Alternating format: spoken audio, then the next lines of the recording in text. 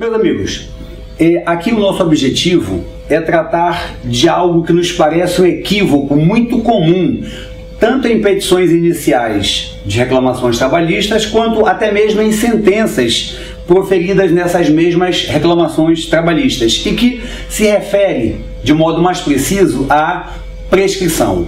O que acontece? Bom, nós todos sabemos que a prescrição no nosso direito, em regra, segue o chamado princípio da actio nata, ou seja, começa a correr o prazo prescricional no momento em que nasce a possibilidade de ajuizamento da ação para cumprimento da prestação devida, não é verdade?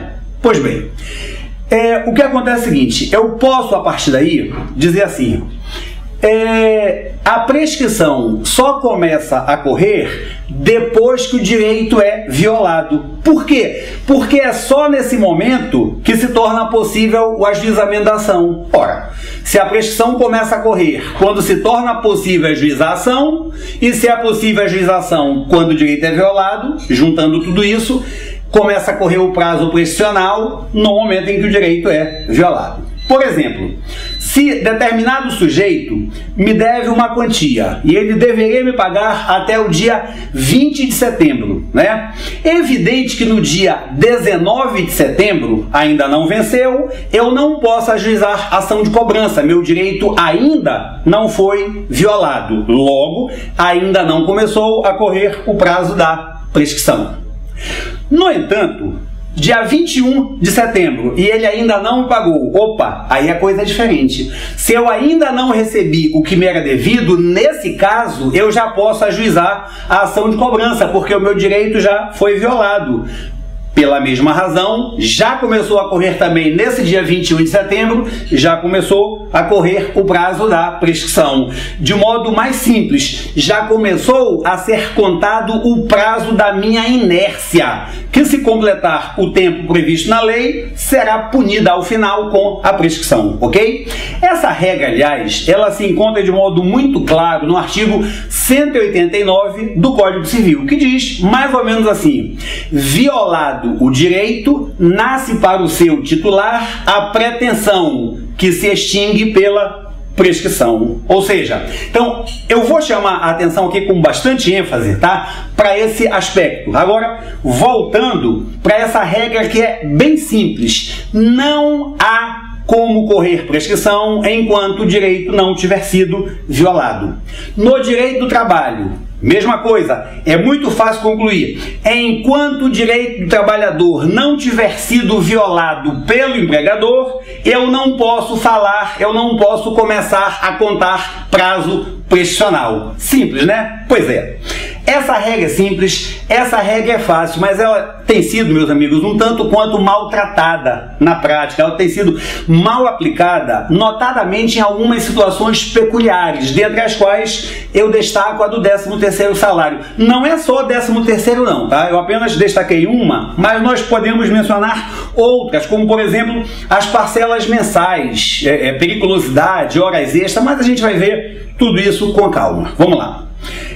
Vamos começar falando sobre o 13º salário. O que acontece é o seguinte: suponha-se que a petição inicial tenha sido ajuizada no dia 20 de setembro de 2011, apontando que o empregado trabalhava para a empresa desde 2002 e, no entanto, nunca recebeu o 13º salário. Ok.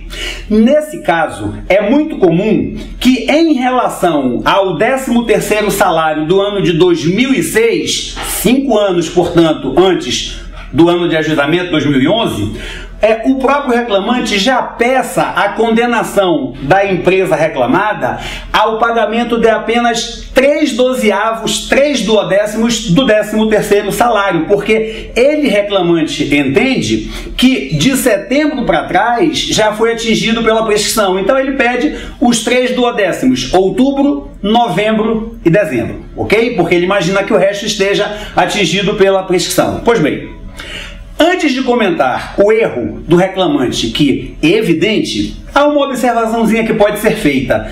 Vejam só, Eu confesso que muito me surpreende e muito me espanta que o reclamante já venha, na sua petição inicial, apontando a ocorrência de prescrição. O próprio autor aponta a prescrição. Ora, quem tem que se preocupar em apontar prescrição é o réu na defesa e não o autor. Eu já ouvi algumas vezes alguns advogados, alguns alunos, comentando o seguinte, que se ele por acaso pleitear parcela que já se encontra prescrita, isso pode ser considerado como litigância de má-fé. E ele prefere não arriscar, já apontando desde logo o que está prescrito. Ora, meus amigos, tenhamos santa paciência. Má-fé não é daquele que cobra o que não lhe foi pago, lhe era devido, não foi pago. Má-fé, se houver, é do empregador que devia ter pago e não pagou. Jamais do empregado que apenas está cobrando a parcela que deveria ter sido paga porque é inerente ao contrato de trabalho. Tudo bem? Bom, mas deixando essa parte de lado. O fato é que há um erro evidente nesse raciocínio do empregado no que diz respeito à prescrição. Né? Quando pede apenas 3/12, 3/12 do 13º salário de 2006. Então, o problema é que, mesmo quando o reclamante não limita o seu pedido a esses 3/12, ou seja, vamos supor que o reclamante pediu o 13º salário integral de todo o período, inclusive do ano inteiro de 2006. Ele não fez limitação alguma, tá? Bom, o problema é que, nesse caso hipotético, é muito comum que a sentença decrete a prescrição dos 9/12 de janeiro a setembro, ou seja, a sentença defira apenas os 3/12 lá do ano de 2006. E nesse caso, meus amigos, perdoem os que pensam diferente, mas essa sentença está grotescamente equivocada. Essa sentença ignora o conceito simples e básico de prescrição, que foi o que nós comentamos logo no início, e é fácil de demonstrar. Basta que nós recordemos que o 13º salário, nos termos da Lei 4.749/65, o 13º salário deve ser pago ao empregado até o dia 20 de dezembro de cada ano, ok? Bom, e esse pagamento se refere ao 13º salário integral. Logo, portanto, lá no ano de 2006, o 13º salário integral de 2006 deveria ter sido pago até o dia 20 de dezembro de 2006, tá? Logo, o empregado só poderia ter ajuizado a ação de cobrança, caso não recebesse, em relação a esse 13º, a partir do dia 21 de dezembro de 2006, porque até o dia anterior, até o dia 20 de dezembro, o seu direito ainda não havia sido violado. O empregador ainda estava no prazo para pagar, não é verdade? Ora, se o empregado só poderia ter ajuizado a ação no dia 21 de dezembro de 2006, então é fácil concluir, dentro da regra geral que já examinamos, o seguinte: só começou a fluir o prazo prescricional desse 13º salário de 2006, de todo o 13º salário, e não apenas de uma parte dele. Então começou a fluir o 13º, a prescrição dos 12/12 do 13º salário de 2006 a partir do dia 21 de dezembro de 2006.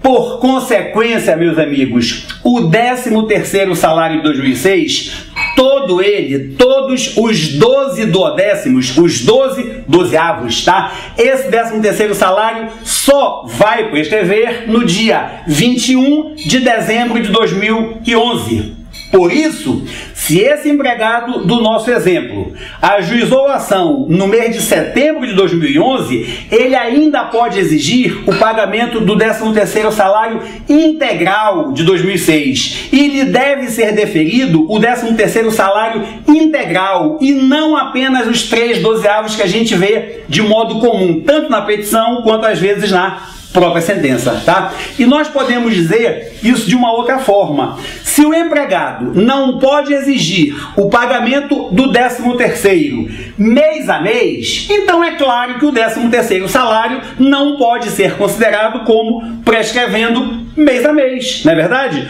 Ora, o 13º salário de determinado ano, ou ele prescreve todo de uma vez, ou ele não prescreve nenhum dos seus duodécimos, tá? É muito simples. Em relação ao ano de 2006, começou a correr o prazo prescricional no dia 21 de dezembro de 2006. No dia 21 de dezembro de 2011, prescreve todo o 13º salário de 2006.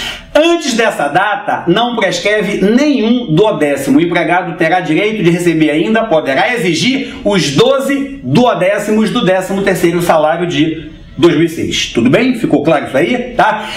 A decisão que, nesse exemplo que apresentamos, viesse a deferir ao empregado apenas os 3 duodécimos, essa decisão, na verdade, em outras palavras, estaria dizendo o seguinte, que os meses anteriores estariam prescritos, significaria o seguinte, o 13º salário poderia ser cobrado pelo empregado mês a mês, por isso que já prescreveram. E a gente sabe que isso não é verdade. O empregado não pode cobrar mês a mês, ele só poderá fazê-lo depois que o seu direito tiver sido violado. Como dito de início, então, essa decisão estaria grotescamente equivocada.